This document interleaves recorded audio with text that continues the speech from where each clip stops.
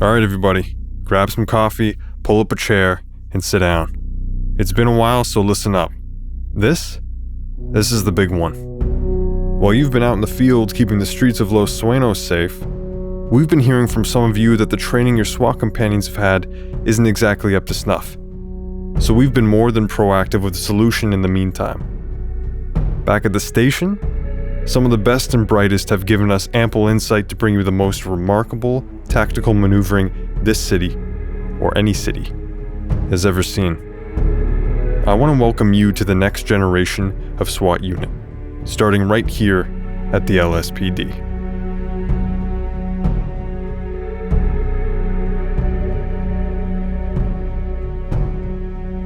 It all starts from the top, moving from point A to B. Movement has been overhauled to give you full control over how your team maneuvers through each level. The Fallen command now allows you to choose how each member is grouped together, whether it's single file, double file, in a diamond, or in a wedge formation. You can decide on the fly what formation you want. On me, move. Within these groupings, threats at any angle are accounted for, based on what you've chosen. Proper order detection is in place as well, so formation is maintained at all times, regardless of where you are.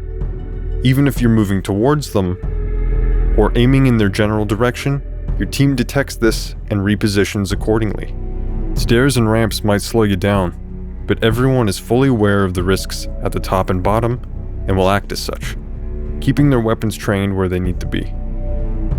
Incapacitated suspects and civilians will need plenty of room for medical, so your team will no longer trample over them.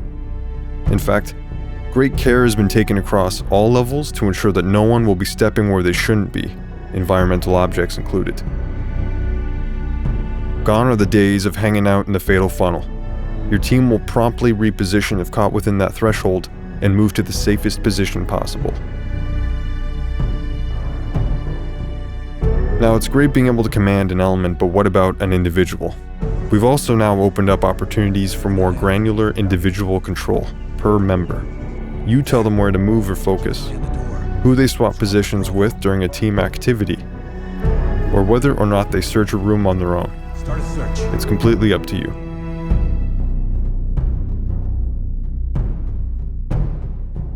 The Stackup is one of the most effective tools in the SWAT tactics arsenal, and getting this right is the bread and butter of the Ready or Not experience. Stackup point placement has been significantly improved, meaning that only the safest Stackup points are considered. Certain room layouts allow for certain stacks, while others prevent them, like corner-fed doors. But that being said, there are situations where an unsafe stack is necessary, like a tight hallway, as it's the only option available. Your team can stack all left, Up on the left. That's affirmative.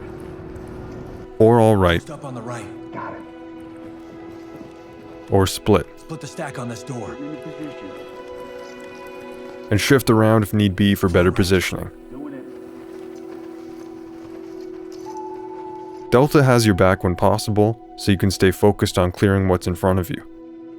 If at any point you want to fall into the stack, just move in, and the element will adjust around you. If you want to order a more veteran team member to the front, Positions. and move the new guy to the back, you can do that too.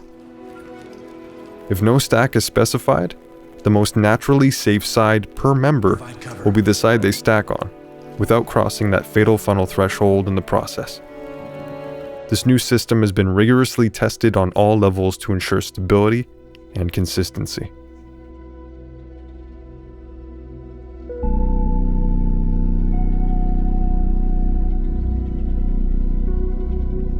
Right after a stack typically comes the next step of bringing order to chaos, breaching and clearing, Buy it. both which have received a significant logic overhaul.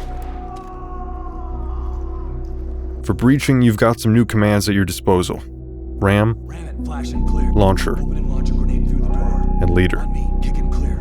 For the uninitiated, let's go over each type.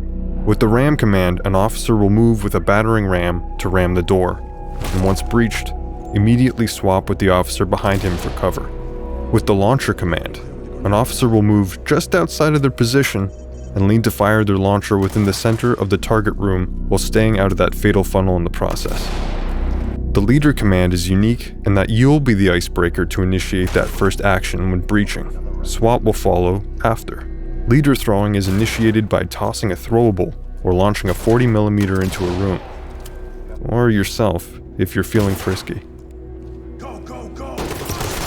Leader breaching is anything that gets that door open, either by kicking or just by plain opening it. If your team is breaching with throwables, it's much safer now. The target door remains covered, while an officer further up the stack handles the throw. They'll be leaning a lot more now, covering as much area as they can.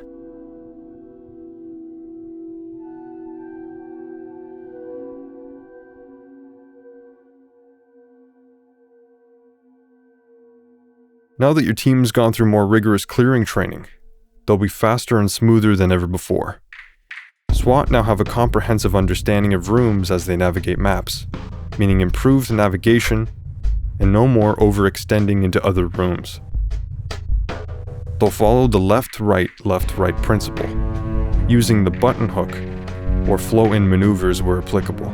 For a single stack on a doorway, for example, the first man will button hook, as it's a lot faster for the second man to flow in acting as cover. Split stacks will always use the flow-in maneuver since it's faster than button hook in this scenario. Corner-fed doors don't allow for button hooking, so SWAT will naturally flow in first. SWAT have also received muzzle discipline training. As each one breaches through the threshold, officers will lower their weapon so they don't flag their teammates in the process. Just like the real thing, they'll be sticking to walls for optimal cover and positioning. No more playing musical chairs in the middle of a room. As they proceed, they'll make callouts on openings while looking out for threats.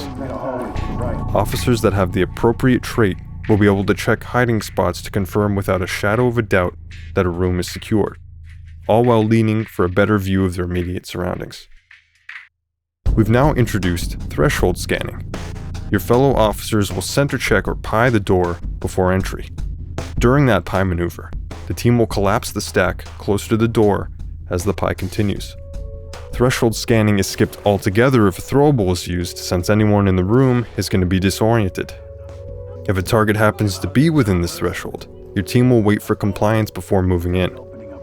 Alternatively, if a suspect is blocking their clearing path, they'll wait for the threat to be clear to proceed. Officers equipped with shields always go first and remain in front of the formation as the first man in to provide maximum protection. Things could get a bit crowded before, so now some officers will stay back and keep watch over the smaller rooms while the rest enter and clear. We'll touch on autonomy in a moment, but your team will breach and clear into smaller, simpler connected rooms automatically.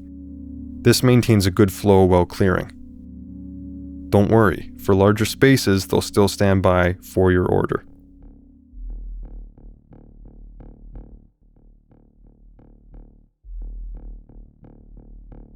There's also been focus on the finer details, as well as improving existing behaviors to provide more depth to your experience while out on a call. Got multiple openings here. Threat awareness training has been provided, so all threats are appropriately accounted for, and not just the ones on the walls. An open door is considered more of a threat than a closed one, so in this situation, the open door is weighted more heavily as dangerous. During combat, conserving ammunition and accuracy is important, and your team knows that. They'll be able to select semi-auto fire with these things in mind. In the event that they do run out of ammo, they'll switch to their sidearm, because as the old mantra goes, switching to your sidearm is faster than reloading. After all relevant threats are dealt with, they'll switch back to their primary. Specific orders for deploying less lethals are now available. You can have them tase, pepper, beanbag, or melee non-compliant individuals.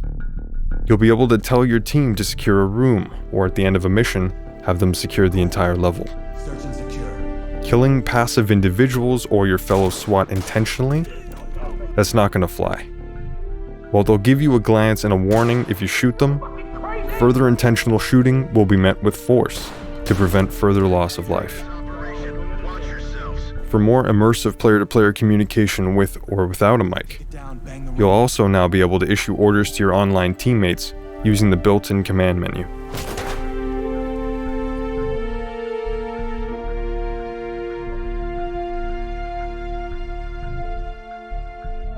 You aren't controlling a team of robots, so giving the team a stronger sense of independence was an important next step. Your element will now feel more intelligent and proficient than ever. They'll be able to collect evidence, as well as report and secure suspects and civilians, all on their own and all within earshot of you, so they don't wander too far. If you become incapacitated during a mission, the next in command will take over as lead, and you'll be able to monitor their progress through our improved team cam. All the tactics they use during missions, leaning, prying doors, breaches, all of those will be on full display until the mission is complete. Now keep in mind, even if they complete all objectives, this won't be considered a mission success. Now, just because we're talking tactical here doesn't mean everyone's getting their personalities from those 90s training videos. With 12 distinct new voices for your SWAT team alone, and over 18,000 lines of dialogue, they'll be livelier than ever. Quiet and loud variations, new callouts, more emotion. As you're moving through the many locales of Los Sueños, they might have some choice words for what they see, both good and bad. So weird seeing these old school diners. My parents used to take me to one all the time. Nothing like a cheeseburger from a diner. Sick motherfucker.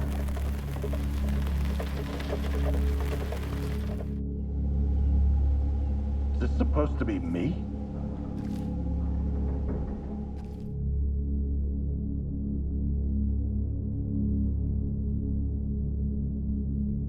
You hear all this talk of trailers but never see them. Notifying trailers. Well, now, once a mission is complete, trailers are going to do a sweep of the area and begin bagging evidence, as well as move arrested suspects and civilians back to the Bearcat. They'll stay out of your way and won't have a significant impact on your mission.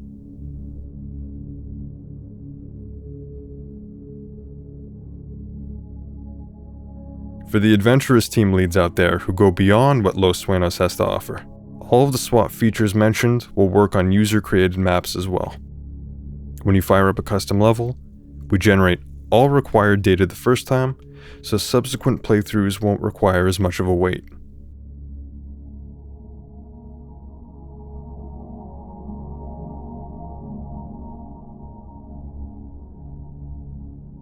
We know it's taken some time, we know you've been waiting, but now you know why the wait was worth it. Falling in, stacking up, breaching, clearing, smart autonomy, human emotion. Your new SWAT element is going to be faster and more intelligent than ever, and all of that is at your fingertips. The next order? That's entirely up to you. Kick it down, bang the room. Affirmative. Huge shout out to our senior advisor for the incredible tactical insight. And one last thing. Word around the station is that some of you are looking to bring your campaign squad into callouts with friends. While bringing SWAT AI into the Ready or Not co-op experience currently isn't planned, we're looking to explore it as a possibility for the future. Alright folks, this one's a wrap. Put them on safe and let them hang. We'll see you back at the station soon.